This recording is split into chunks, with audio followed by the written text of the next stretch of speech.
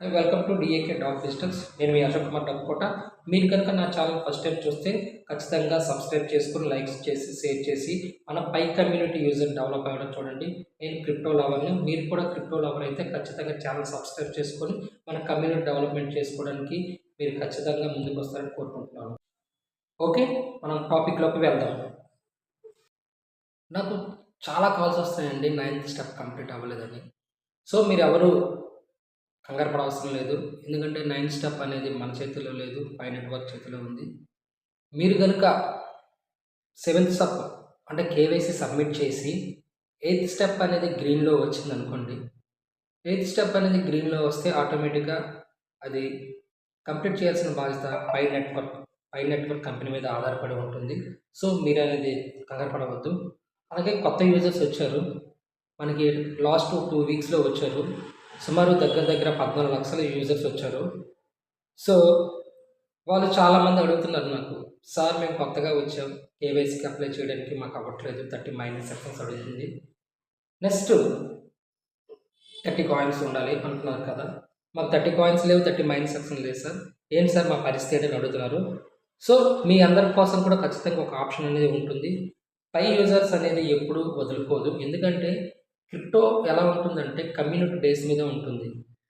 Community ఎంత ఎక్కువ ఉంటే క్రిప్టో అనేది అంత బలంగా ఉంటుంది. సో ఏ కమ్యూనిటీ అయినా, ఏ క్రిప్టో కరెన్సీ అయినా వచ్చే కమ్యూనిటీని వదులుకోదు. సో మీకు కూడా ఏదో ఒక ఆప్షన్ ఖచ్చితంగా ఇస్తారు. సో మీరైతే అధైర్యపడవసరం లేదు.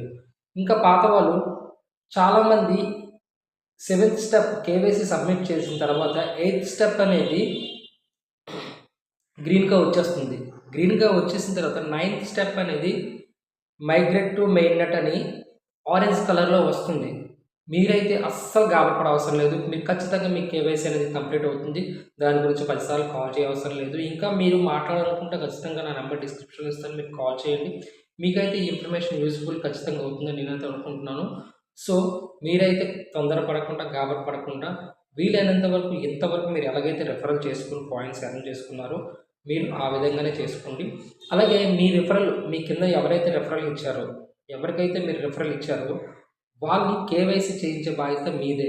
ఎందుకంటే డెడ్ లైన్ అనేది ఉంది కదండి, రెడ్ మార్క్ రిస్క్ అని వస్తుంది, చూసారా మీరు మీ యాప్ ఓపెన్ చేసిన తర్వాత. ఈ రిస్క్ అనే ఆప్షన్ ఏ విధంగా పనిచేస్తుందంటే, మీరు ఎవరికైతే రెఫరల్